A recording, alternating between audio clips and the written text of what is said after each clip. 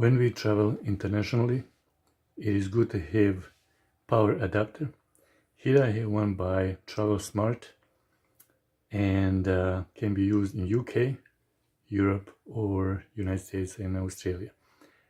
If we are in UK, we use this plug-in into a wall, and if we are from European Union, we plug this in and use our devices, or if we are from United States or Australia, then we use this plug-in.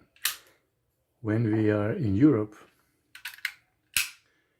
then we use this plug into the wall, and if you are then from United States or Australia, we plug this one in.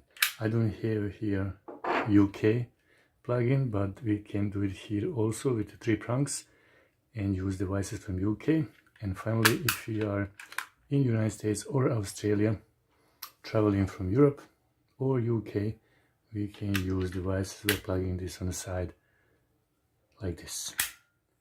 And finally, if we like to use USB, we have here on the side of the adapter USB connection that we can use in either of these countries or continents wherever we are. This is just an idea. There is many different ones. You can buy one of these pretty much in any bigger store or online. There are different options, different places, but this is just like an idea to know what to look for.